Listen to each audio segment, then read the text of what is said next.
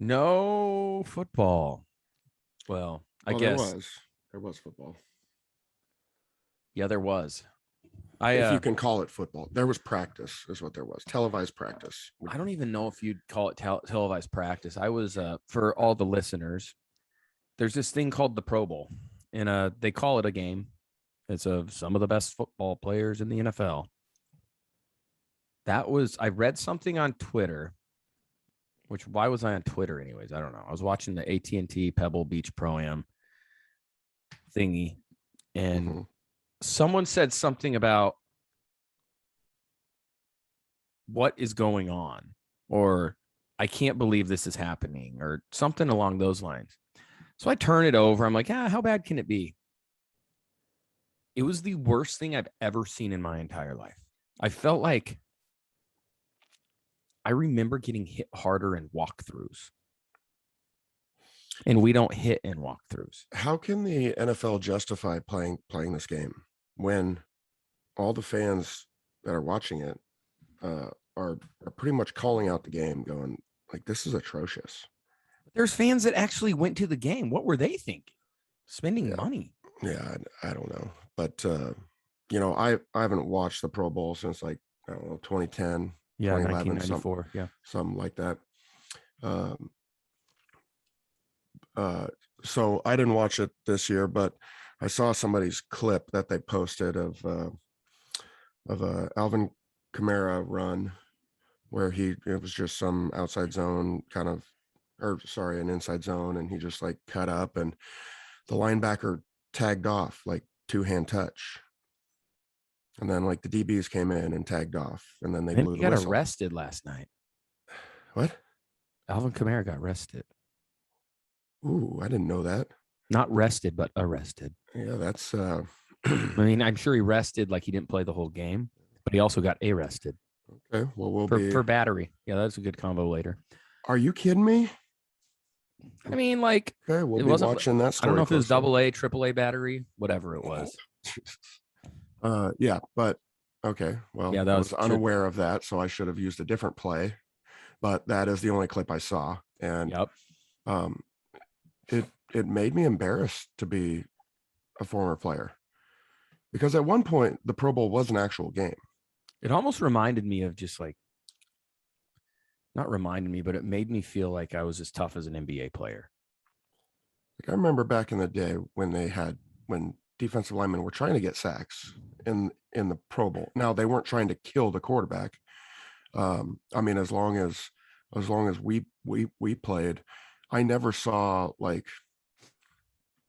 a Kyle Williams just bust through the line and like try to tear the quarterback's head off. Now I will say the O-line and D-line were trying to kick the shit out of each other, but then once the D-lineman broke through and he'd go and get the sack, he wouldn't just go try to tear the quarterback in half. He would just grab him and throw him down. So he wasn't actually trying to kill him. But now it's gotten to a point where if a D lineman gets through and looks at the quarterback, they're like, oh, sack. Nobody can touch the quarterbacks. The positive is it looks like they're not trying. Like the linebackers, perfect stage to make cigarettes cool again. You know? I just don't get why they think that game should, you either have to make it what it was or just not even do it anymore. Guys that get voted to the Pro Bowl, you bring them out to do the Pro Bowl, like a skills challenge. You make them the cool Pro Bowl jersey, and then you send them on their way. You know what else I think would probably even be more effective? And you could still sell tickets, right? Mm-hmm. You just get chairs and put them out on the field and just have a Q&A. Or just have fans ask questions and then they answer. Like that'd be more entertaining. Or just create like a Madden video game that's Pro Bowl only and just have all the players play the video game. You're laughing, but you're serious. Like it would be better. It would be better. There'd be a lot of things that would be better and more worth the fans' time than watching that. Or you could have like an obstacle course and they have like a relay. Yeah. I'm there for that. Mm-hmm. But that's one of the most embarrassing things I've seen. Other news in the NFL, because the Pro Bowl wasn't really news. It was just like Yeah, here it is. I don't know what it is even. It was just a bunch of guys hanging out on a field. Here's this soggy bowl of oatmeal that doesn't even have any brown sugar on it. So enjoy this. It's like it honestly, the game almost reminded me of like a bowl of Rice Krispies that has been sitting out for like an hour. And it's just like super soggy and no sugar on it. Yep. No one wants that. Bowl of shredded wheat. Not even the sweet frosted wheats or whatever they called. Just shredded wheat or Chex. Just Chex. I actually like Chex, but you like Chex with just hanging out? I do. I'm weird. Yeah. Cut that crap out. Okay, coaching changes. A lot of spots to fill, and I believe they got them all filled, right? Nope, they're still the Saints and the Texans. No, yeah. Sorry, it's just you don't care about the Texans. Saints because the Saints. That wasn't a fire. That was Sean Payton walking away, just being a savage, being the most selfish dude ever. But I get it. He is protecting himself. Yeah. The thing that's getting crazy is we're not going to go obviously too much into it, but the elephant in the room of the former Miami Dolphins head coach has made things, I think, a little bit weird too. Like the Texans, they were between Josh McCown and Brian Flores. And with everything going on now, they're looking to not hire either of them. Because if you hire either of them, you're going to get yelled at, or it's going to be weird, or you're going to get attacked. You just never know, because it could be Flores, and then it's just a lot of like uncertainty, uncomfortableness. And then if you hire Josh McCown, well, you hire Josh McCown over Brian Flores. Now, I think Josh McCown could be I've been around him as a human being, and obviously I've talked to people that have played with him as far as knowledge, but just being around him. I played with him in Chicago. One of the best humans I've ever been around. Mm-hmm. I don't know if that was faking it around me, or if he was a good dude when you played with him. It was legit.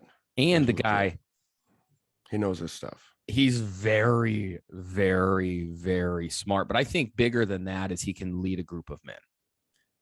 He's been around in every organization, I think, in the NFL, because I think he played for all 32 teams. But I think the tough thing is the credibility as a head coach, because you get that with all coordinators, anyone that's hired. And the thing, you know what I'm saying? Yeah, but I'm saying he's never even really been a coach. I don't think you have to be a coach. If you want that's my opinion, but go ahead. Yeah, it isn't anything against him. I think he would be terrific. I just think it's a very interesting thought to go, this guy's never coached, period, and we're going to hire him as our head coach. When it would absolutely make sense to hire him as a quarterback's coach, or I think he's only coached like high school, but like right, but that's he very different. But look at it this way. It's not even close to the same game. You should be hired over probably 29 or 30 offensive line coaches. You should. And you've never coached for a year. But me being hired as an offensive line coach is different than me being hired as a head coach. But is it? Because I think you could be hired as a run game coordinator too, over 29 or 30. I don't think you could probably, you probably couldn't be offensive coordinator, because most offensive coordinators have to have pass I could be an offensive coordinator. We're never throwing it. But. Yes, you're never. So you could be an offensive coordinator at like Army or Air Force. Mm-hmm. But like anymore, like I think of I don't care about experience as long as you've led men. And I think he's led men he played for 73 years. Like the dude played in the NFL forever on 32 teams. Actually, it's 32 on 32. But I know I understand like the outside concerns. But there's certain people. Now, there's also certain quarterbacks I'd never hire, even as a quality control coach. Yeah, But like, I know some of them. You know what I'm saying? Like Josh, he's the one guy. Peyton Manning, I'd hire him as a head coach. Philip Rivers. Philip Rivers. Yeah. I'd hire Tom Tommy Brady. Boy. And weirdly, I'm not saying Josh McCown's in that same deal, but Josh might even be better as far as having to lead men, but he's seen the worst of the worst organizations and really, really good organizations. Mm-hmm. But I'm just saying, if I was a fan, which I'm obviously not of any teams, I'd be perfectly happy with him. But I'd be perfectly happy with B-Flow too.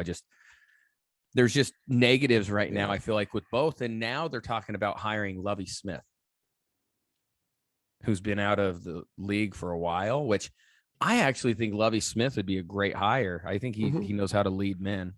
But I wish it wasn't because of this. I wish he was already the number one candidate. I feel like it's now why aren't they hiring Bisaccia? I have no idea why no one's hired Bisaccia. That's a crime, I think. Yeah. I mean, the fact that he wasn't retained in was Vegas crazy. Pisses me off. Like, I'm a big B-Flow fan. I think he made Miami better. But Rich Bisaccia, how is he not being talked about as like a top 3 candidate in? That means there were something like 8 openings. I don't know, Scott, you can correct me if I'm wrong, but like there were a ton of openings and he didn't get a head job. I'm fine. I'm fine if Vegas win another. The only reason I'm fine with Vegas going another way is because of all the bad that happened, even though he made good. Just like if they're like, hey, we need a culture complete shift because and he was still tied to guns Gruden. being waved around. Yes, because he was part of Gruden staff. I get that. I just don't got a job like it. Anywhere else though. I don't like it. I just don't like it. Now again, something we aren't taking into account is with the teams left to fill spots. I wish Bisaccia get the Saints. Oh. I don't know this to be true, but this could be happening. Bisaccia could be looking at those and going, I'm telling both of them no, because he understands how important it is to have a quarterback. And neither of those teams have a quarterback. Right. I agree. So again, I don't know that to be true. I don't know. I'm pretty annoyed though. I will be honest. I'm pretty annoyed that he didn't get a shot. Yeah. Because he earned a shot for sure. He's been doing it for a long ass time. Now back to the B-Flow deal. It is really interesting how this situation changed things in a hard way, because with the alleged racism claims, Houston's caught in a spot where they're going to hire a never head coach, a never coach, period, to be their head coach over Brian Flores, who is proven. And how is that going to stack up on the claims that B-Flow is already bringing? Well, it shouldn't stack up on anything. It should be it absolutely should. I'm the general manager. I decide who I think is going to best fit our team. Yeah. You know what I'm saying? Like that, it really should not. But like, I mean, there's plenty of coaches that should get a shot. Like Eric Bieniemy should get a shot over. I mean, Flores had a chance. Eric Bieniemy's, but I'm saying like he's had. I agree. I don't know where he's at because Andy Reid still. Some Andy Reid coaches leave and they don't have Andy Reid anymore. I mean, look at what Nagy had a good first year, but then nothing really happened good in Chicago after that, right? Well, like nothing good. Fox built himself a pretty good team over there, and then they made even bigger moves when Nagy came. But I mean, I don't know. I think if Bieniemy was ready to be a head coach, he would have been a head coach. There's been so much positive talk over the years about him that if he should be a head coach, he would absolutely be a head coach somewhere. But I mean, you look at some of the teams like, and I hope Doug Peterson, I've heard some great things about him. I hope he has a really good career at Jacksonville, but like, look at him. What team did he have? People are going to hate that I say this. You're right. What team did he have? He had that. So he obviously was the head coach, a great head coach. But he had Chip Kelly's team. Chip Kelly built a very good team around him. Mm-hmm. Same with Eric Mangini. What was Eric Mangini's team? Rex Ryan's teams. And then once, you know what I'm saying? So it's kind of interesting. Mm-hmm. They've been in great situations. Now, I don't think the Texans or the Saints are that. They're not built great right now. They're not in good spots. Yes, I love the Saints defense. I love it. But that offense is in a tough spot. Trash bag. Just because you don't have a quarterback. You don't got a guy that can deliver the ball. Check this out. Byron Leftwich basically staying in Tampa. Why is that, though? I think he just realizes it's like, I have no chance to be successful at those two places. Yeah, where the hell am I going to go that I can sustain success? You can't. I do want to touch on the Doug Peterson thing really quick. I know we talked about it on the pod we did with our boys, Mikey D and JB. Their podcast called the Principal Podcast, I believe. Yes. I touched on it there. I'm proud of Jacksonville for this hire because Jacksonville really has been a laughing stock of the NFL. It's been they still kind of are. Yeah, but they've been perceived as not a serious organization, at least by me. Yeah. And they went ahead and did the right thing and hired a proven coach.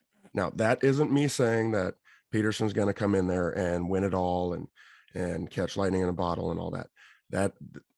Let's be honest, it's still Jacksonville, folks. But no doubt, I like the hire because they didn't go do an experimental hire. They didn't go down that route. They said, we're going to actually hire a real coach and see how that works. So proud of them for doing the right thing. Don't know how it's going to work for them, but for Doug's sake, I hope it works in some capacity. Another hire that's very interesting, Kevin O'Connell to the Vikings. Kevin's awesome dude. I was teammates with him. Awesome coach. I'm hoping for awesome things for him. Very interesting hire with all the coaching candidates out there, the proven coaching candidates out there, and then you get another young guy. And my wife and his wife are pretty close, and they talk often. And when my wife told me that Kevin was interviewing for the Vikings job, and he was also interviewing for, I think it was the Jacksonville job and one other one, and I told Cammie, I said he better be careful with the job that he chooses, because I know at first glance, if any team offers you an interview, you're like, yes, this is my chance to be one of 32 in the entire world. This is awesome. I'd take anything if I'm them, because then you just retire. Because it's a lot of money. I mean, you get 3-4 years, you're making life-changing money. Well, and really, it doesn't matter if it's 3 or 4 years, because as a coach, your contract's guaranteed. Yeah, and now the contracts you're making $5 million probably minimum. Yeah, per year. Yeah, so 5 year, $30 million. But you didn't love that hire. The Kevin O'Connell one? Mm-hmm. No, I really like it. I thought you said you didn't love it. No, I just said it was interesting. Yeah, because I didn't expect an organization like Minnesota to go with a Kevin O'Connell just because of his youth, and I don't want to say inexperience, because he has tons of coaching experience. Yeah, and he played. He's been coaching forever. He's been coordinating forever. Kirk Cousins was with him in Washington when Kurt was playing awesome. And McVay was there, and so was Shanahan. That and whole O'Connell offense was the quarterback's coach. So yeah, O'Connell's got a great relationship with him, and I like the hire. I'm just saying that it's a noteworthy hire, because that wasn't what I was expecting a Minnesota. Bro, I wasn't expecting him to get a job, but I love it because I didn't really think about it, but it's because that's where Kirk flourished. And to be fair, I think Kirk is a way better quarterback than even they've allowed him to be in Minnesota, because it was a straight defensive scheme. That's all it was, right? With Zimmer. And I think Kirk Cousins is an unbelievable quarterback. I think Vikings should be very, very pleased with that part of it. Now, defensively, I don't really know what to say because I don't really care about defense. Jacksonville, I wish they would have went with Leftwich. I do. I it's fine. Like, I'm not against Doug Peterson, but the reason they didn't hire Leftwich is because Leftwich wanted a GM to be tied with him, but they wouldn't get rid of, I think it's Trent Balky or whatever. Yeah, I think it's Balky. That's where I think that it's not as much of a home run hire, because it's like, no, even if you're hiring Doug, bring a GM with him. So then they're tied. Look at John Lynch and Kyle Shanahan, what they've been able to do. They're tied together. And it's people, whereas you know how it is, GMs get in the way. I think GMs are ridiculous. GMs should be under the head coach, but they're actually over the head. I think so. That's how my personal opinion. Now, I don't think the head coach should fire the GM, but I'm saying, like, within decision making, like, no, let me decide on the 53 if I'm the head coach. You can bring in people. I am with you there in that part. But that's not how it is most of the time, and that's why Byron's like, no, I'm not dealing with this. I'm not going in just to get fired. He's no idiot. Byron, the vast majority of general managers are not football guys. No, I believe they should be football guys, but they're not how things work. That's why John Lynch is a savage, is because he is a football guy. So I am right there with you in believing, if you're a GM and you hire a head coach, you let the head coach run it exactly how he wants to run it.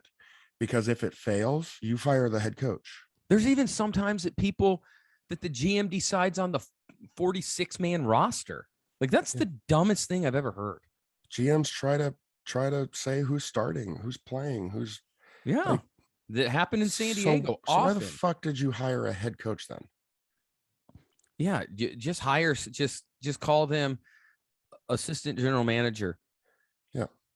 So I don't believe that a GM should be under the head coach. I do. But I am with you that if an organization hires a GM and says, go get us the coach that you want, you go get the coach that you want and you pass the reins to the coach. Yeah. Now so your job is to work out contracts. What's a general manager that you like outside of Mike Ballard?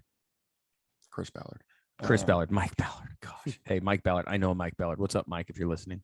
Well, Lynch, obviously. No. Savage. Yeah, but I'm saying, but he's not under Kyle, but they're tied together. They're even. They are. Like, the GM should not be above. If we're not going to have the John GM Lynch below, is also a football guy.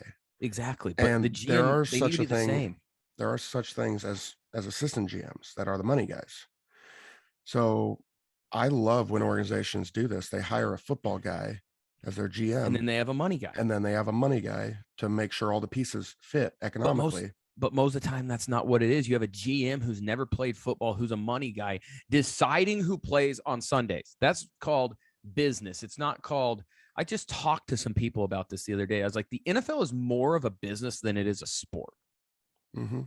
And people don't understand that. Like, when they get mad, it's like, guys, your team doesn't care about winning. It's a business. They're just trying to make money and justify their little decisions and da da da da da.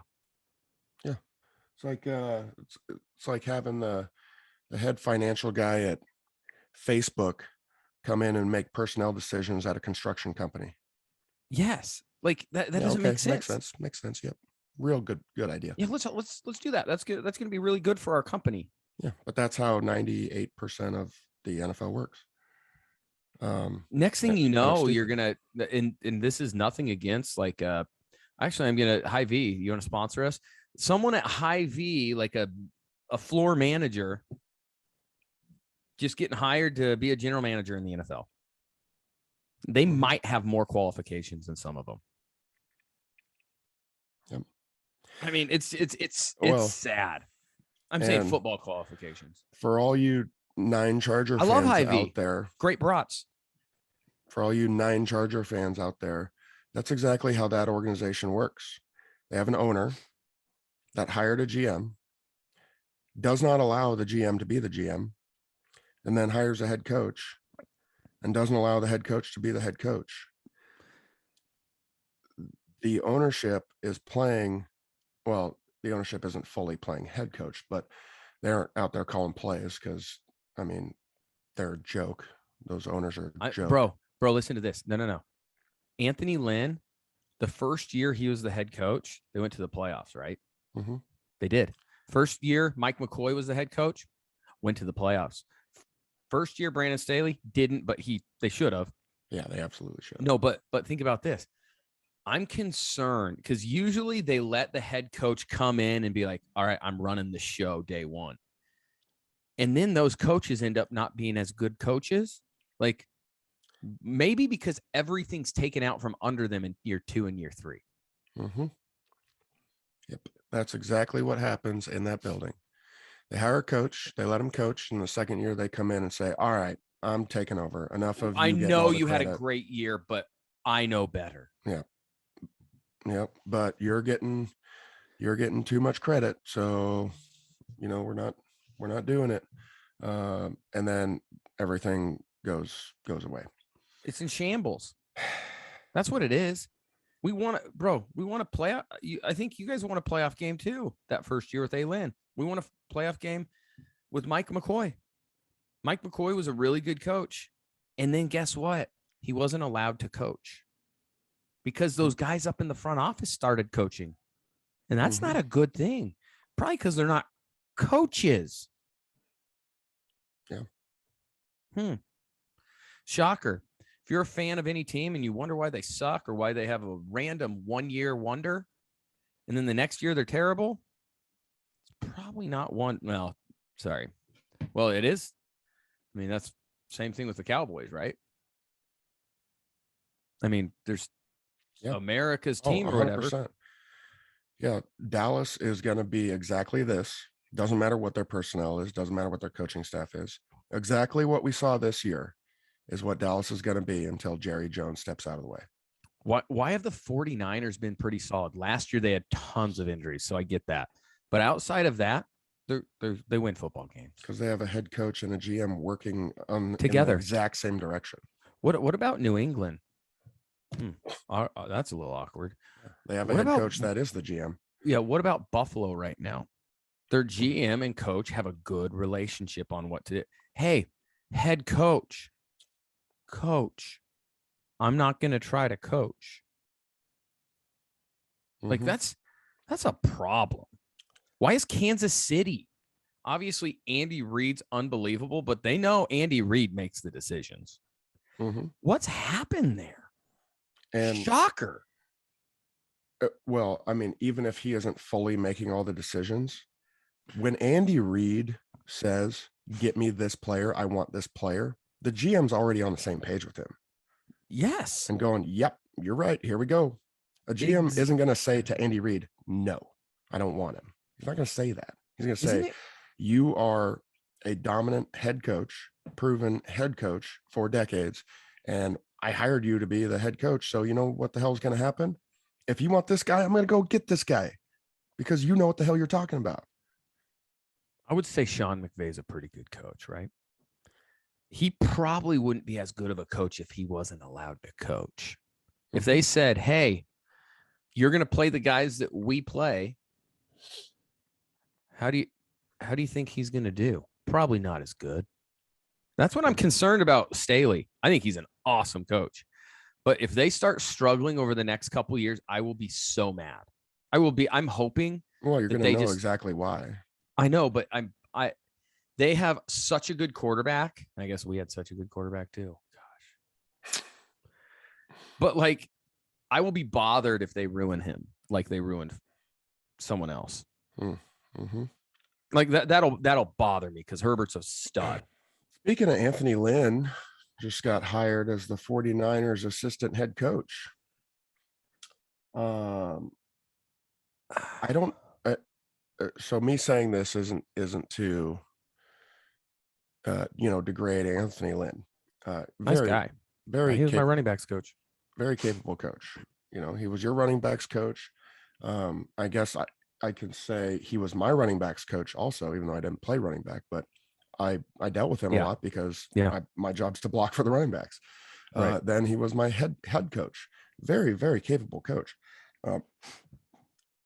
Just I don't understand the timing of this. A little Right before the odd. Super Bowl, you hire an assistant head coach. For one thing, 49ers, wouldn't you have had an assistant head coach already? Because every organization has an assistant head coach. You just deem one of your position coaches or coordinators as the assistant head coach. So that way, if something happens to the head coach, you have another guy that's You have a guy that's going to step in. Yeah, like if you're out with COVID or I don't know, you have a death in the family, or I don't know, something where you can't be something, right? Yeah. Then you already have a designated coach that says it's John Embry. Yeah.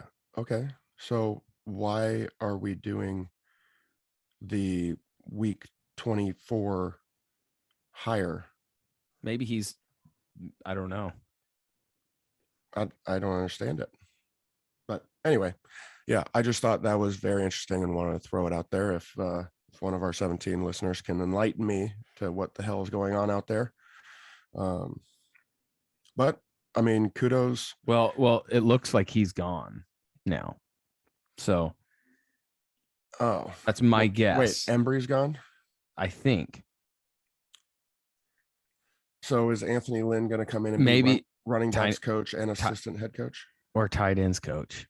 Oh, tight ends coach. Gotcha. Makes sense. Yeah. He was a dominant tight end in the league. Yeah, I don't know. It's a weird timing. I will say that. Yeah. I don't. It's a little bit weird timing. I mean, we'll see what happens. Yeah. But I mean, there's a lot of weird going on in the NFL Anthony NFL Lynn world. Anthony Lynn will be very capable of being. I don't know if he's a tight end.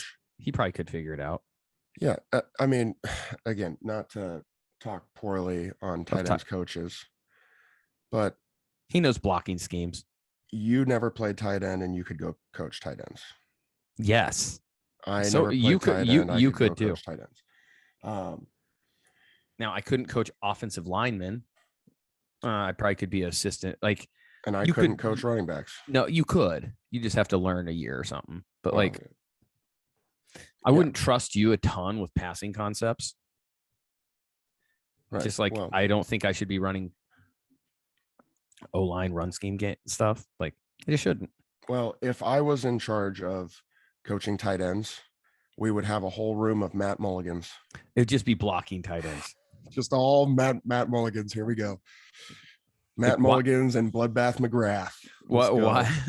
Why do they have so many people blocking? And you'd have two fullbacks and a running back. You'd be running the power I with two tight ends. We'd have one receiver. No, you wouldn't have any receivers. No, I'd take out a center. Oh gosh, that would be cool. That'd be clown world. No, but Anthony Lynn's going to be perfectly capable of handling tight ends or running backs, whatever he's coaching there. He'll be perfectly capable if he has to step in as a head coach. What I don't want to see him as again is an offensive coordinator. No offense to the guy. No, I agree. I don't think that's probably his thing, but he's a very capable coach. But yeah, that's probably not his thing. Yeah. That's not demeaning. That's just he can coach his positions and he can lead a team. Yes, and that's okay. There's nothing wrong with that. And honestly, if I'm looking at myself, I'd be the same exact way. I mean, you've already said it. You don't want to see me as an offensive coordinator. I don't. We're running power and counter and I love power and counter as a running back. Those are my favorite plays, but that wouldn't be your strength. Yeah. Wouldn't be your strength at all. Yeah, if I have to dial up a bunch of crazy route concepts out of Empty Pro, well, give me a consultant, guys, because right. Your strengths are coaching fatter people and then when they're done playing, giving them the nutrition and workouts to lose weight, right? Mm-hmm. Is that kind of what you'd say? Yeah. I mean, because you're on that journey. How's that going, by the way? It's going great. Yeah. I think our listeners they haven't heard an update on what did your weight get to? What's the highest it's gotten to this off season? Or everything's the off season, but within the past 2 months that we've talked, what's the highest your weight has gotten? Well, we haven't talked about this in a long time, guys. I really let things get out of control a little bit. What's out of control? So last year, I don't know if it was over the summertime or I think it was the summertime. The lowest I hit was like 302 or something. I was on my wasn't journey. that, or was that after the fishing trip or before the fishing trip? No, so the fishing trip was in February, and that's when it was 304 or 5 or something. No, that was when I started my journey. So I had to do this like weigh-in deal right before the fishing trip, and you were anorexic at like 304, right? Yeah, I don't know what it was, but it was something in that realm. But I was kind of bouncing around between 302 and 308, and kind of for like 6-7 months. That's kind of where I was at. What are you at? Like 310? Is that the highest you got? Nope. Hunting season came around, and I asked you what it was at 310 or no, not. I didn't ask if you went hunting. We're not asking any excuses. We just kind of want to know. I didn't ask. You don't need to side. We're not going down those Nebraska side roads. We're not going here to there. We just go straight to the place. I don't want a gravel road. What I did is I had all these great plans, and you know what happened to those plans? Nothing happened with those plans. I feel like you have a bad general manager. I do. And I'm the general manager. Oh. So I hit 330. Like recently? Like as of like a week and a half ago. So yeah. But are you trying to make a comeback? I refocus myself. Refocus. Now I'm back down below playing weight. So that's good. What's that? 323. Okay. So progress. Yeah, it was bad. I was weak. I was dumb. I was it was one of those deals when hunting season came, I was like, yeah, this is gonna be great because I'm gonna be sitting in a blind eating trail mix and jerky all day, and this is gonna be sweet for the diet. Yeah, didn't quite work out like that, how I thought. I did bring the trail mix and jerky, but after a couple days I would also bring other things with the trail mix and jerky that were liquid things. And then your give a shit factor goes away. And then what happened right after hunting is and you ate the whole thing of trail mix. And I drank all of the other things. And then the holidays come and it's just like, yeah, what the hell am I doing? I'm just, whatever. I'll worry about it later. And then 3:30 comes. And not 3:30 in the morning, 3:30 on the scale. We got a lot of fans out here. And I mean, kind of like, think about like the Chiefs or the Huskers, and we got dedicated fans. What do our fans need to cheer for? Like a number, like, are we cheering for you by the end of the year to get 315? Oh my God. Or like, we need. I don't need cheers, guys. I don't care about cheers. You know, I need but prayers. No, I need prayers.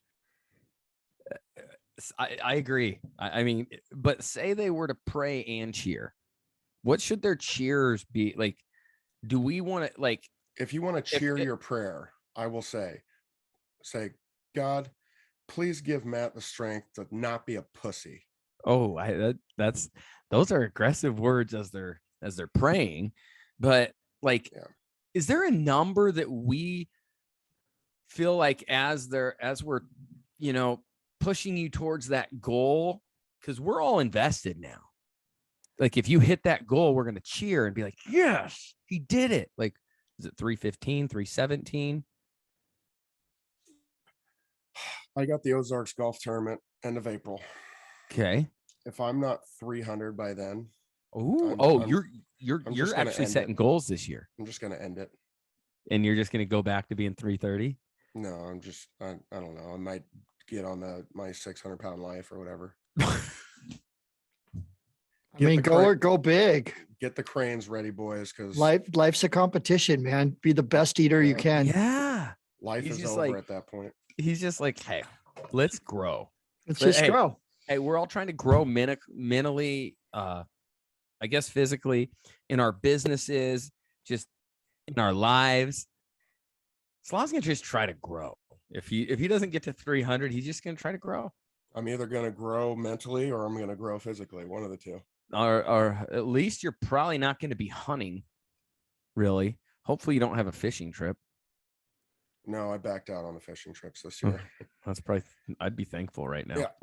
Hey, so we forgot to talk about one very important thing with the B-Flow situation. Oh gosh. Yeah, go ahead. And then save that for the end. I want to hear Scott's quick journey. Okay. Because I know, guys, our boy Scott has been crushing it. You know, it's my journey. Internally. No, Scott, we're bragging on you. Internally, yeah, I'm now in a really good system. If I was your call it coach, Slauson, I would say number one, accept that you're just a big human, and then just accept it. You're not going to have a flat tummy. You've been pregnant your whole life. One of my trainers told me that once, and you would then accept it. But that doesn't mean you quit. Mm-hmm. Yeah. Right. So my goal. It doesn't mean you have to stay there. My goals just mean that this is what I'm dealing with, and I'm okay. Yeah. I'm all right with that. But I'm gonna get after it with no expectations. Bet you'd lose weight. Don't try to get to 300. Let me tell you my goals. You said you're a big man. Yes, I know. And I always want to be a big man. I like being a big man. Oh, I believe I'm supposed to be a big man. Oh, there's no reason I'm over 300 pounds anymore. There's no reason for that. I can be 270 and still be big. 270 would be a big man. I'm still a big man at 270 pounds. I'm just saying, I didn't mean big. Like, I mean, you're tall. You're just big framed. Like you got muscles. Yes. You're tall. I wasn't saying you're fat. Yeah. He wasn't saying. I would have just said you're a fat ass, but I didn't call you a fat ass. I was like, bro, you're just big. Yeah, you're just being kind. I am still an offensive lineman. Right now, and I don't need to be an offensive lineman because I am no longer that. It's not my job anymore. And I can still be big and be everything I want to be, big and strong, work out hard and be active and be 270 and do that. Now, if I'm lucky enough to still be alive in my 50s and 60s, well, I won't need to be 270 at that time because I won't be able to work out like I'm able to work out now. So maybe then 260, 250 would be a better spot for me to be there. And then I will definitely be dead by my 70s. So I'm not worried about that. So yeah. 270 sounds like you got a good plan. Where I want to be. Yeah. I have violently cut back on the drinking. I needed to. What's violent? I'm not going to cut it out because then why live? But yeah, cut it way out. Just maybe your kids and your family. Oh yeah, I forgot about that. Yeah, twice a week is all I'm giving myself. That's actually really good. Good for you. That's twice awesome. A week, and there's not a lot of beer happening. Mm-hmm. So go ahead, Scott. I want to know what your spot is at. I'm just on my own little journey, and I haven't had a drink. Scott's crushing it. He's acting very he's doing like terrible. He's like, I'm just on my journey. He's doing good. Go ahead. You're running shit. You're like hiking up mountains. Yeah, tell us about all that. Yeah, I mean, just right now, like I'm doing this program, and once again, the guy's a D-bag, but it's just a good program for me. It's called 75 Hard. I'll remind you, can't drink, you have to eat a diet, your own diet you choose. You have to work out for 45 minutes outside. You have to work out for 45 minutes inside. You got to read 10 pages and drink a gallon of water. And that just works for me. That's great for me. So it takes out all the overthinking. I get out and hike every day, easy, even when it's 2 degrees. And then, I've been going to the gym again. So that's good. And I'm I'm in the forever Olympics of wanting to be able to move when I'm in my fucking 60s. So I've spent a lot of time on mobility and flexibility, and it forces me then to stretch because that does take time. Yeah. And it's just crazy when you just don't drink anymore. It's just the clarity that to me is just, my kids even be like, Dad, you just look younger. Like Dad, the kids this morning, they're like, why are you so happy today? I was like, cause I get to be your dad, man.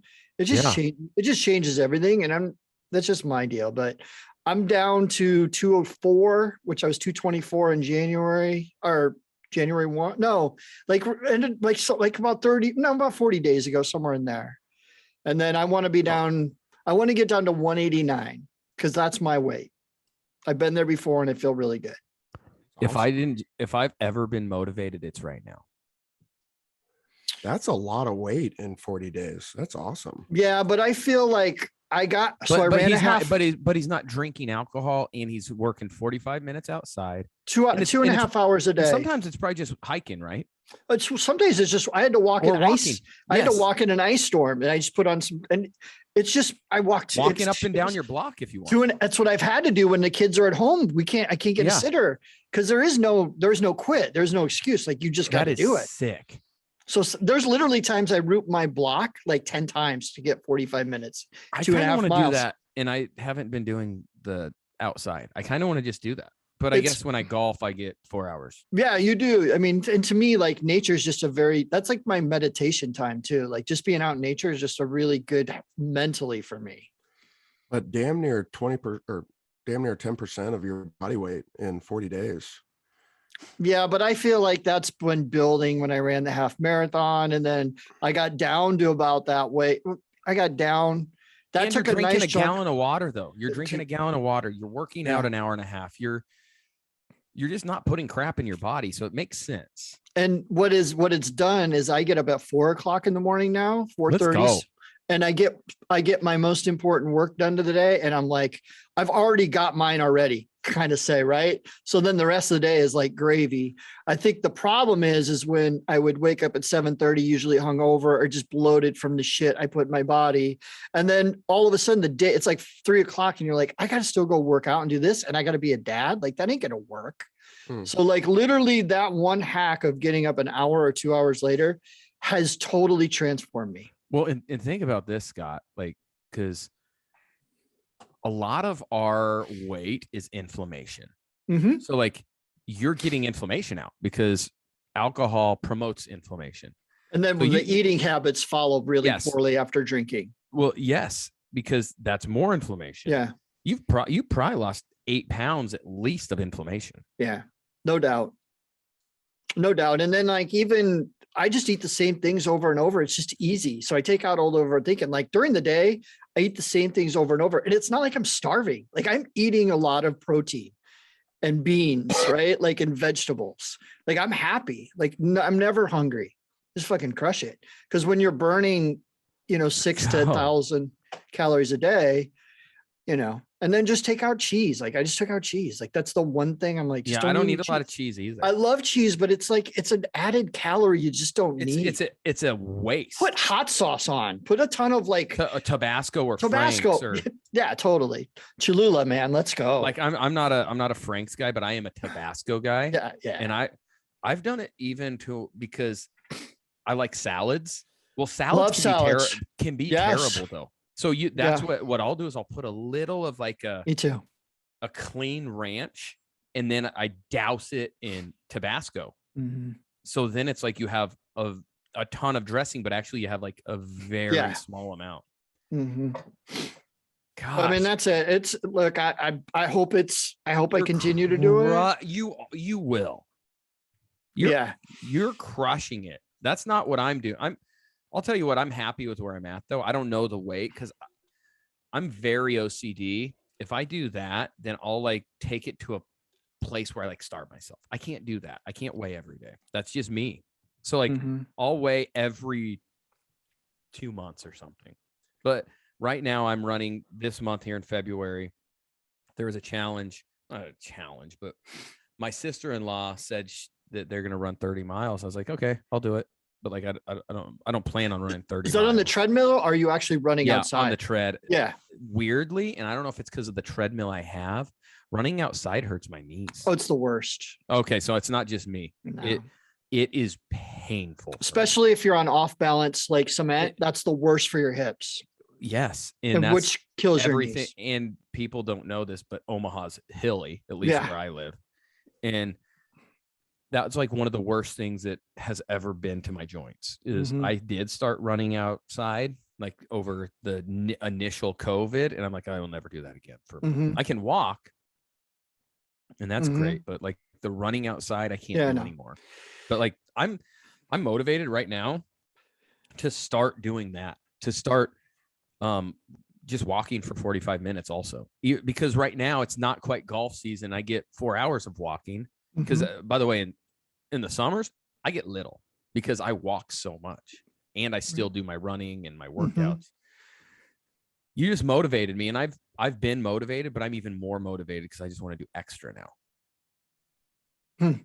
Yeah, I think the key is to getting outside. There's just something about that. Just getting outside and just getting away from the house, man, in the wintertime, and get away from the kids and just, just fucking clearing your mind. Let's go. But it's, what, and to get to my point, I'd hire you as a motivational speaker. Speaker. Oh my God. motivations are worthless. Like They you are. gotta figure out who the hell you are. No, I know, but I'm There's saying been like a lot of work doing that. Of like, I don't get motivated by people when they'd have Right. motivational speakers come into like the teams when they hire you. I'd be, yeah, no, exactly. And No, I but agree. There's a place for that. There's no doubt there about is, it. but I'm saying when they hire someone to be a motivational speaker, and it's, I'm trying to be very careful with what I say, but it's like someone that's never done. Yeah. You know what I'm saying? I want people that have lived it. I want people that have lived it. That's my big thing. New England, they'd bring SEALs in, and I'd be glued. I'd be like, okay. Yeah. But like if it's someone that hasn't really done anything, it's just kind of like, yeah, kind of like me. But I'm going to get to the point. But you have in the journey that I want to, like what I'm trying to do. So like that's what it is. And then and to get back to your point, Matt, it's not about the weight loss anymore. It's about just killing it at life. Like that's my life. I'm not concerned about the scale. The only reason I get on the scale is because I'm tracking, and I have to take a picture of myself with my gut every day. That's the other thing. I love that. So I do that. So you have to see yourself. It's an accountability, dude. Let's start taking nude photos of each other and just put it in our text thread. We already do that. So okay, never mind.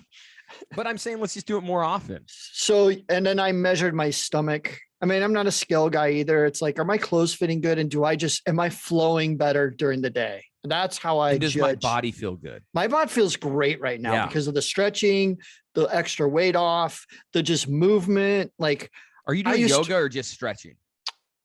So I'm just doing stretching now, but I have done a lot of yoga in my life. Awesome. But right now I'm building my hip strength. And what's really interesting is the micro stuff that you do to make the big stuff. Like I'm not a weightlifter, like you guys go through this, but I'm not a weightlifter. But like even just putting a band around your knees and squatting low and walking frontwards and backwards, those little things, dude. Like you think, I got to go squat 300 pounds. No, those little movements and targeting those little muscles that's been like golden for me. I hate the gym. I hate lifting weights. Stupid. I think Slaw will be able to get to 300 easily by your Ozark. Well, I'm just saying he lost 20 and he wasn't as big. It's crazy because my body, it's funny when people say I'm going to lose 10 pounds in a week and they do it. My body doesn't work that way at all. So like and even when you're like, yeah, I'm down like 8 pounds from 3 days ago. I'm like, dude, like, how do you even do that unless you're getting a colonoscopy? Like, I don't understand. I know exactly how to do it. If I don't eat or drink anything the rest of the day, I'll be 10 pounds less. That sounds incredible. But said no one. Yeah, right. That lasts forever. Right, exactly. But the problem is then tomorrow I have to eat and drink.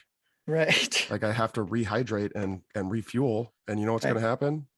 9.5 pounds right back. The best and thing for me is so much because I'm starving that I'm really going to put on 12 pounds tomorrow. Drinking water will lose you weight like crazy. And now it's a habit. So like I'm done with almost like I'll be done by my gallon of water and by the time we're off this. So I've started at 4 a.m. But I do drink coffee, like no doubt. But that's not considered, I don't consider that my water, even though it's just watered down. But anyway, that's it. It's my Gosh, journey. dang. It's not good at just You're trying to great. compete, man. Just You're trying to great. All right, let's move on, Scott. Oh, I'm oh wait, you want to talk something flow? Be flow. Yeah, we don't need to talk about that. We can save it for next week or week after. Gives us once a little more information comes out. Yeah, actually that actually might be even better. That might be better. Okay. And you know what? We didn't even talk about the Super Bowl. That's great. We'll talk about it afterwards. I don't even care about the Super. I mean, I'm excited to watch it, but yeah, no, I hear you. Well, we got a little preview for story time. We'll do a little of that. Yeah, perfect. Okay. So Woodraw's wisdom. Yeah. Woodrow's wisdom. So Wise this me morning. Wait, hold on. Am I supposed to ask? No, I'm going to ask you what I thought about this morning. All right. You're thinking. I'm thinking. I was thinking, I was like, all right, Danny played multiple sports in high school. Then he, played in this little league called the NFL for 10 years. And then he's now competing in golf. And I was thinking, I wonder what he's taken. Like, what is the framework to that? What has he taken that he's been able to apply to all sports? And it's maybe not necessarily the physical parts of it, but maybe it is for the mental part of it. And so I'm curious of like, you're like, okay, now I'm going to go compete at curling in the Olympics. Like, what would you take that you've kind of cloned that you use in every other sport? I think, I mean, in everything that I have done, not even sports, I think if I'm going to do something, I just don't really have an interest in doing it. I don't have an interest in doing it halfway. And I think in the not short time, we've known each other for a while now, but in the time that you've known me, if I'm going to do something, I'm going to try to be the greatest of all time at it, or I'm not going to do it. I just don't really have a huge interest in being okay. Is that maybe the Yeah. word? I don't have an interest in being okay. Like I want to be, when I played basketball, I wanted to be the best basketball player in the state of Nebraska. That was my goal. I mean, obviously I want to be the best teammate, but I wanted to be the best basketball player in the state of Nebraska. I don't want to say I didn't settle for, but that's what I cared about when I played soccer. I wanted to be the best forward in the state of Nebraska. I wanted to be unstoppable. And I think the thing is because it's no fun. Like it's not fun if you're average at a sport. Like I don't want to do it. And I've taken that onto golf too. So people are like, well, so you golf a lot? Like, I go, yes. Like everything that I put into football, I have now put into golf. Like every single ounce of energy, motivation, I have put into golf. I think about golf every day. If there's something I need to work on, I will work on it, even if it's negative 15 degrees. I will find a place, even if it's in my room on the carpet, ruining the carpet, I'll get my swings in. If there's something that I'm thinking about, I have to. Like I don't have an interest in being okay, because if I'm just trying to be okay, I will not do it. You ask any of my family members, if there's a sport, like everyone's like, oh, well, and I hope this comes across not as arrogant, but if there's a sport that I'm not like really good at, or like you don't know of sports that I'm not good at, because I won't do it. And I'll just say I hate it. Like that sport sucks, right? People like and now I was very gifted. Like the Lord gave me some talent to do sports, hand-eye coordination, yada, yada, yada. But if I was going to do it, I was going to do it to where I could be really good at it. Now, I wasn't like a professional bowler, but I remember we took bowling class. Like in high school, you had to take all these different classes. Well, by the time we were done with bowling class, like I was bowling over 200, right? Which for someone like me, when I wasn't good, like to be over 200 or even in the high 190s or whatever, like that was good for me and probably good for some of the class, right? Because if I'm going to do something, I don't want to be okay at it. So I think that's the whole mindset with everything that I do is I just don't want to be okay at it. I don't want to, otherwise like, why am I wasting my time? It's an absolute waste of my time. If I'm trying to be like, say golf, it's a waste of my time if I'm trying to be what I was last year. Like I could go do something else, right? Like I could just quit. If I'm not trying to be a +5 even, like if that's not my goal, like what, like just quit. Does that kind of answer? Like, Yeah, it does. If you have any questions off it, ask me. Like, but like, I just don't, if I suck at something and I know like that's going to be a hard, like to not be like one of the best, I just won't do it. Like, I don't want to suck. Right. It's really interesting. So two things, when people say, oh, you're playing golf, you think of like, no, I'm going to train, right? Like that's the difference. I'm training.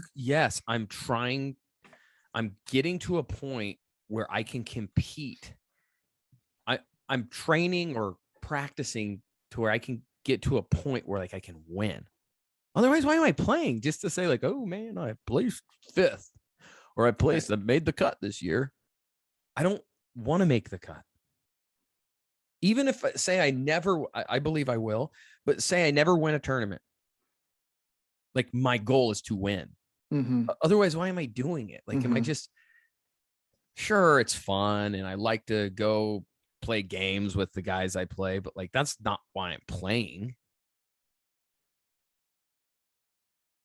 Otherwise I can go play other like card games or something. But still, I try to dominate at that, but I don't know if this is you can even answer this. And Matt, maybe you have thoughts on it too. Like, I want to understand the process of that. I want to understand the process of wanting to just crush it all the time. What does that mean? What are the steps to have that mentality?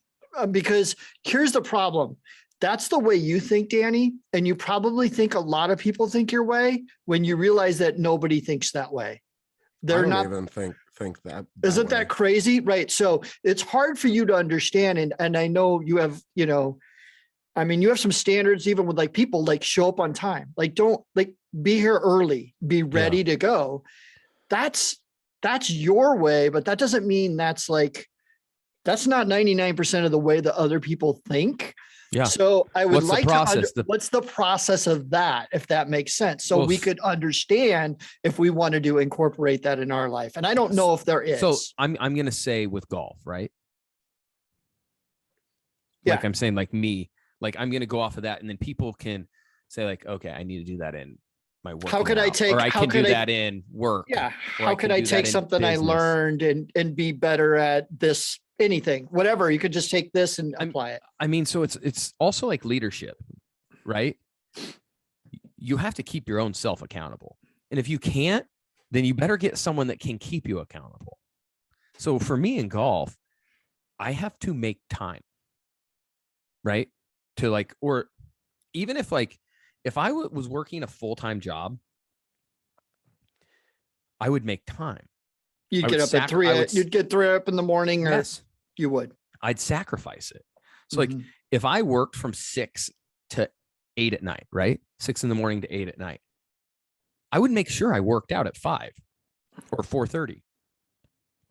It's all about your mindset. And if you want to start that process, the way to start that process is just taking the first step. It doesn't mean you're going to get there, but you have to take the first step. And that's like, okay, I can sacrifice 30 minutes of my day. Like even like wake up earlier. Like just sacrifice it. And people are like, well, I don't know how to sacrifice. Well, I'll tell you what you do. Most people have an iPhone or a Droid or a phone, a mobile phone, because they probably don't have a landline anymore. The easiest way to do it is go into, there's this thing. Does it sound crazy? Sure, probably does. You have a clock and there's an alarm set up. If you're waking up at 7 o'clock, wake up at 6 o'clock. It's going to be hard the first week. After that, it's easy.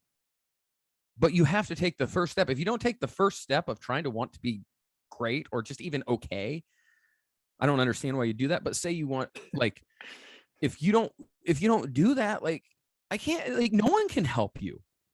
If you can't take the first step, you're never going to take the second step. If you can't sacrifice something, like if you're trying, like, even like you don't have to sacrifice like your family time. Just sacrifice something else, like some of your sleep time or some of your phone time or some of your I'm watching shows time. Like just take a step. And if you can take the first step, you can probably find a way to take the second step. And then after you've taken 2 steps, it's a lot easier to take step 3, step 4, step 5, steps, because then that's your life, or like that's what's ingrained in you, and you will continue to do it. And every step you take, the more confident you are in those steps, because you can like, it's almost like setting goals. It's like, okay, I made it through the first goal. And it's like the simplest goal. Like for me, my alarm, and this isn't that early, but my alarm says 5:15. Is it because I have to be to work by 8? No, obviously not. Everyone that's listened to this show knows that's not the thing. But if I can't hit the little green light on my alarm, then I failed goal number 1. If I can wake up and get going, get my butt out of bed, and then for me, goal 1's that. Then goal 2, this is me, my faith, is I'm going to sit down and read the Bible. Goal 3 is then I'm going to work out. So like if you can get through each goal, all the goals later on are going to be pretty simple. But you have to take step 1, and that's choosing to be like, all right, I can't be an idiot. Yeah, it's interesting because, our perspectives are very Probably different, drastically different. but how we do it is exactly the same. My goal, and I mean, yours is very, very golf centered, and a lot of mine is too. But I have no aspirations to be great at golf. What I want to do is I want to be good at golf, and I want to continue to get better, to improve, so I can go out to the course and hit good shots, have a hell of a lot of fun, because golf is very rewarding when you hit a good shot that you were trying to hit and it works out how you thought it would, or you hoped it would. There's very few things in this world that I find more fun than that. But the difference between us is you said whatever you're doing, you want to be the best, or else if you don't think you can be good at something, you aren't going to do it. I don't do the same thing there. I want to be good at everything. So now I know I can't be good at everything. You're compartmentalizing to the things that you have time and passion for, that you can just get after and be super good at, to then become great. Me, whatever I do, I want to be good at. So I'm going to work at that and get better and get better. You and I were both great at football. And there were things we had to learn and grow and improve and get better at in football. But there's a lot of people that are really good at football and never make it because of the things that they weren't willing to sacrifice. And there's maybe they just didn't have the talent. There were so many people way more talented than I ever was that just never could, because the things that they weren't willing to do. So Woody, you and I, we know the recipe to do it. And it isn't necessarily, football. What we learned in football, we can apply to anything we decide to do. And we know the secret to be successful at it. So I guess in a nutshell, that's kind of where I'm coming at it from. I have no desire to be the Tiger Woods of golf or the Michael Jordan of basketball. What I want to do is I want to be successful. And whatever that is that I'm doing, be successful. And your point of achieving your daily goals of setting your alarm and actually getting up to your alarm and get going. That's the hardest thing for most people. It is hard. But I think where people get it confused when they listen to somebody like you talk, they start to create this like picture in their mind that's like, this is so unachievable, because that's Danny Woodhead. He's one of the greatest. Yeah, I'm a 5'8", 200-pound white guy. Well, but yeah, I know what 200. and Matt, that is my point to having these conversations, is that it's not like he's just like all of us. Right. He just operates, his operating system is different. And I'm so glad he and the thing is, he brought up those steps, because people think anyone can do them. When people hear somebody like you tell it, though, there's a problem because of how gifted you are physically. Even though you say you're 5'8", we'll see. I'm 5'7" and like 9/10. Yeah. So even though you're 5'8", white running back, you are still one of the most physically talented people I've been around, as far as just your God-given gifts. Thank you. So when people hear you say things like this, I think the picture they start putting in their mind is when that alarm goes off, you got to run a 4.3. You spring out of bed and you're just like, let's go. Yeah. No, it's not like that. Uh-uh. Guys, listen to this. You don't PR every day. No. What you do is you try. All you have to do is try. When the alarm goes off, you get out of bed. Every day in my career, I didn't roll into the weight room early as fuck and go put 700 pounds on the squat bar. I didn't do it because some days I wouldn't allow it. It doesn't mean I wasn't getting better, though. Just the process of doing is all you need to do to be successful in anything. When your alarm goes off, drag yourself out of bed. Yeah, it's just a choice. Kicking and screaming, you drag yourself out. Just as soon as you're up out of bed, then you're going to go start doing stuff. I mean, gosh, it is the easiest thing to just show up. And that is what separated a guy like me from guys that were way more talented than I ever was, is I just showed up and did the work. I didn't have to go move a mountain every day in the weight room to do it, or go destroy Indomitian Sioux in an Oklahoma drill. I just had to get to work. Every day, show up and just get to work. And you know what happens? You get a hell of a lot better. And the thing is, so with this whole ordeal, Scott, you ask me like, why am I like that? I'm like that in everything in my life. Well, yeah, even like competition with your kids and Monopoly and all of it, right? Like everything, but even like, and this could probably hurt me. And I think God's kind of working in my life in this, but like even in my relationships, like I am all like, people know who I am for the most part. I think you guys would say, you know who I am, because I don't want to have a relationship if it's stale and mediocre and you know nothing about me, because that's not a relationship. That's not a friendship to me. Like if you're going to be my friend, I'm going to be your friend and you're going to know who I am, because I don't have if we're going to be like friends on like a surface level basis, it's like, I could have a million of them. I could have so many of them, not because I'm like, just, there's a lot of people in this world and everyone can be like, hey, how's the weather? Yeah. Like I'm not a weather talker. Me neither. I say this all the time with people is, if you want to talk about the weather, we're probably not that great of friends. Like, think about that, people. Like, if your best friends, the only thing, or we're really, really good friends because we're playing golf. What?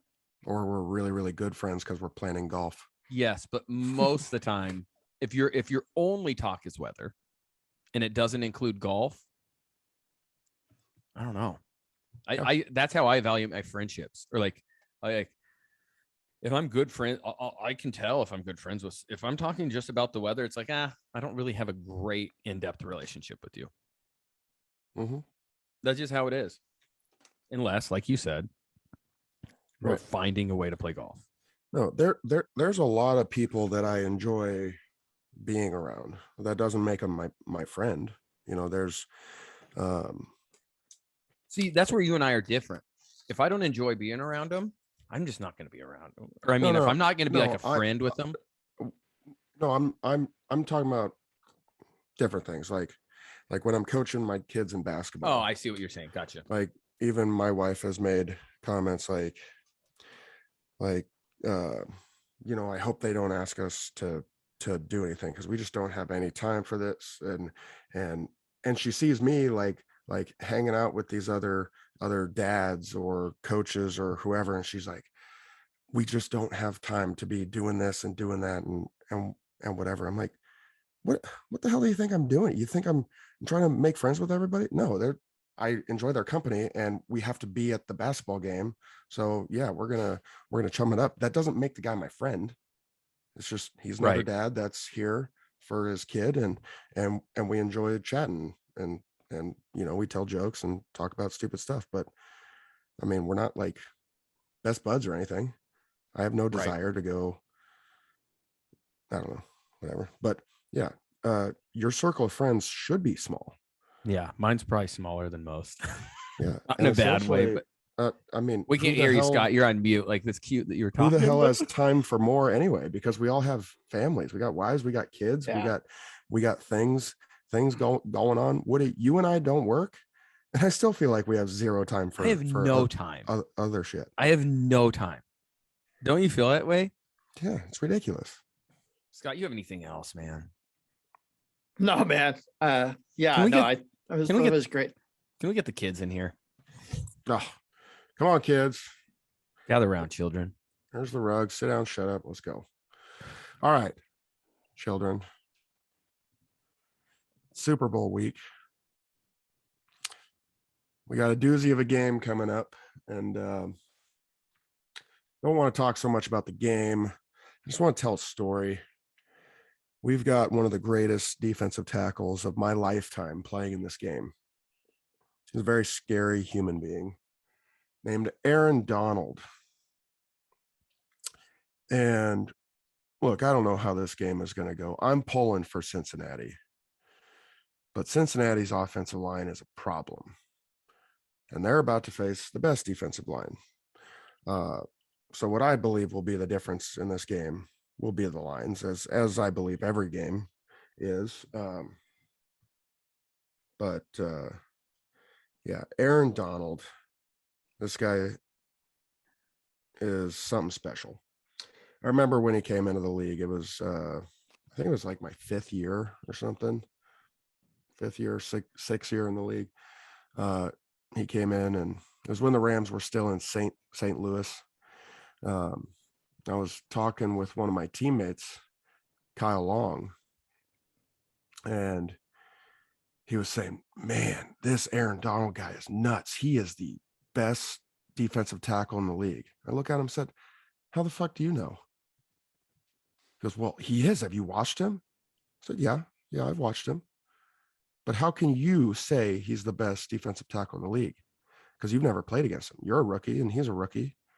And I know you've never played him because we've never played him. And so you're just parroting whatever ESPN or NFL Network says, or your daddy over there at Fox. You're just going to parrot that, and you have no other knowledge than that. Okay, that makes sense. You're stupid. Well, a few weeks after that, we played him, and Kyle Long was not stupid. This guy. So we go down to St. Louis, and I have to play center. Thank God I was playing center, because that means every time I was having to block him, it was because a guard was passing him to me. So at least, well, I would hope they would take something off of him, but that didn't happen a lot.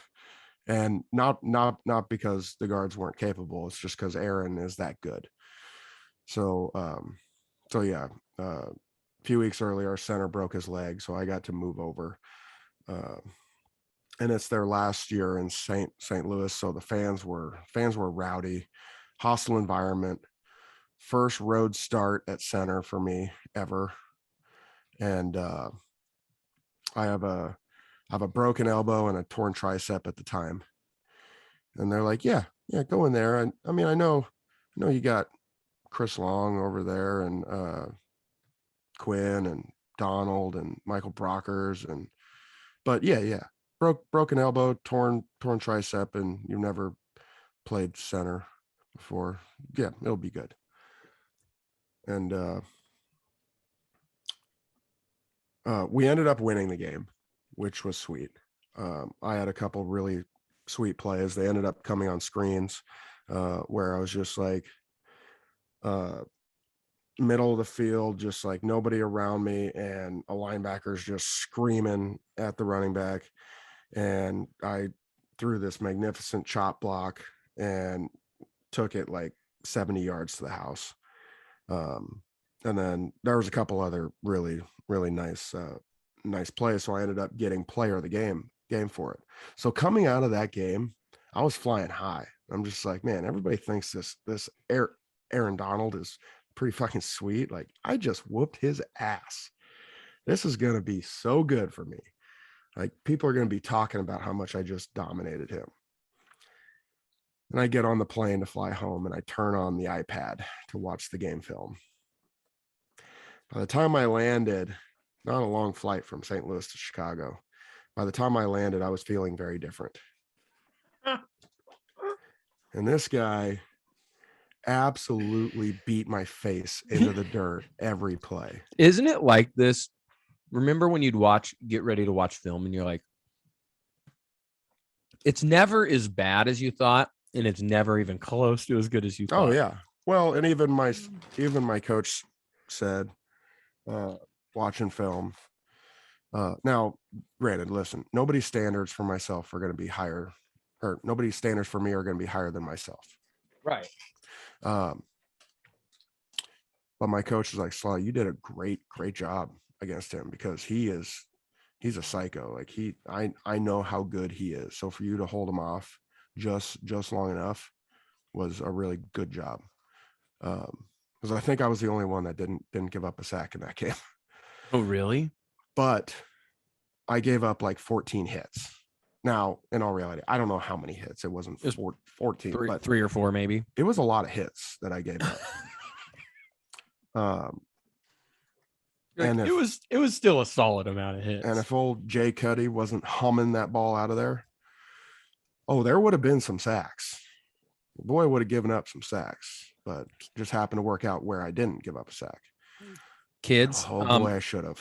Kids, this is Mr. Slauson would protect a person, and if that person got hit, it wasn't a great thing. Mm-hmm. Yeah, especially a guy like Aaron Donald. I mean, when you see the guy, at first glance, for a guy like me, he's not that imposing. He's not a giant of a man. He's on the smaller side of defensive tackles. Now, yes, he's obviously all buffed up and jacked up. I mean, his body looks freaking amazing. Not to be all weird or anything. Is he like 300? No, I think he's smaller than that. I think he's like 275, 285. Oh, he's not 275, is he? He might be in the 285 range now. And he's not tall. Yeah, he's not tall. 6 feet, 6'1". I don't know.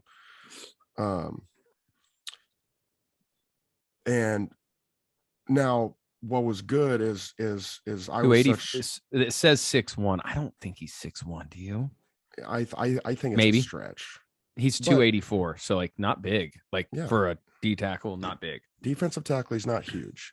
And when he came into the league, it was even smaller, because defensive linemen back then were a lot bigger. Yeah. Now Aaron Donald has started the shift a little bit to smaller, faster, super athletes in that spot.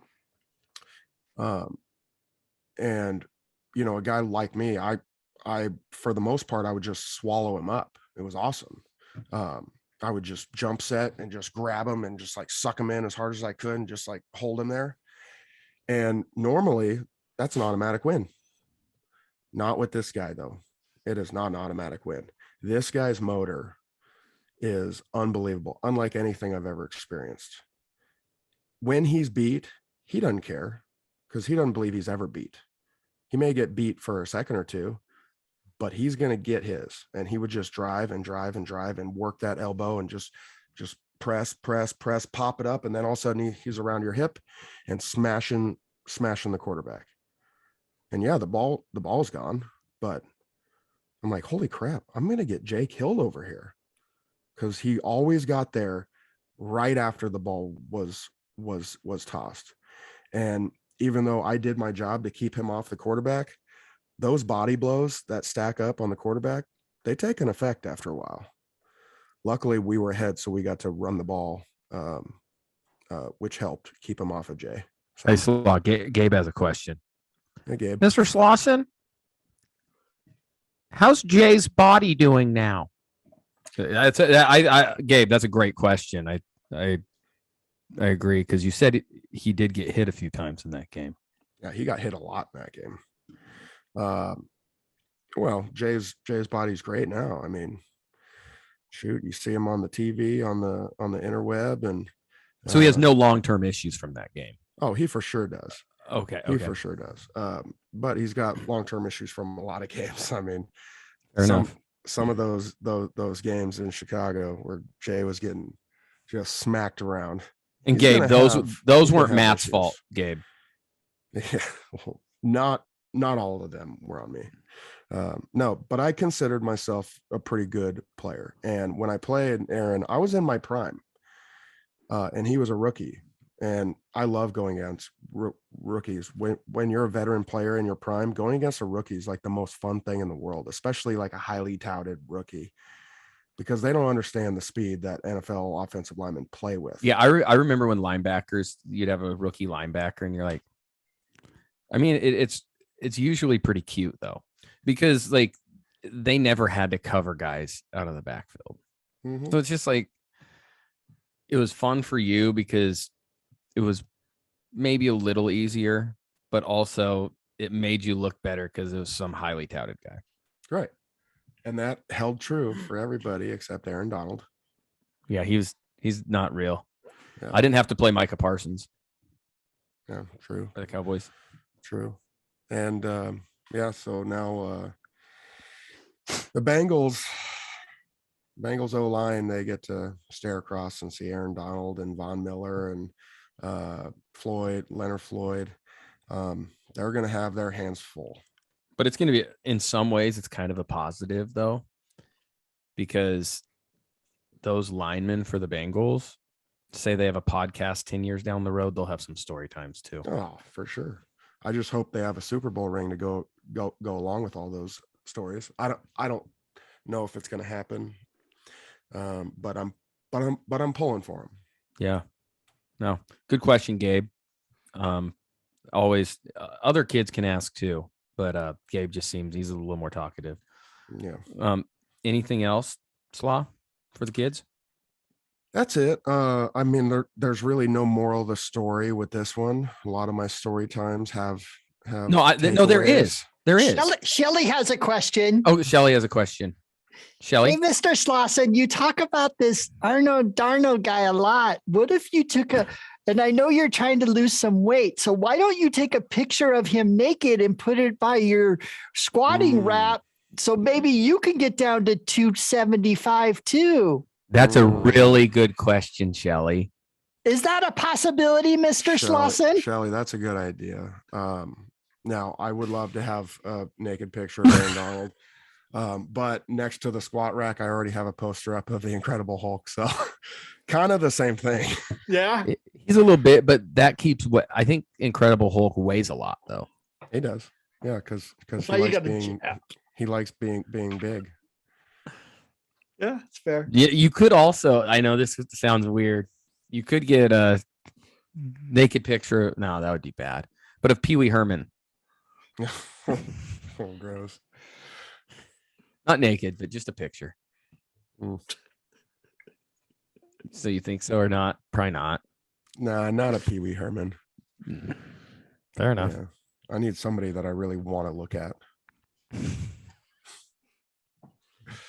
I don't know. This just got really weird, kids. Yeah, I don't. Yeah, no,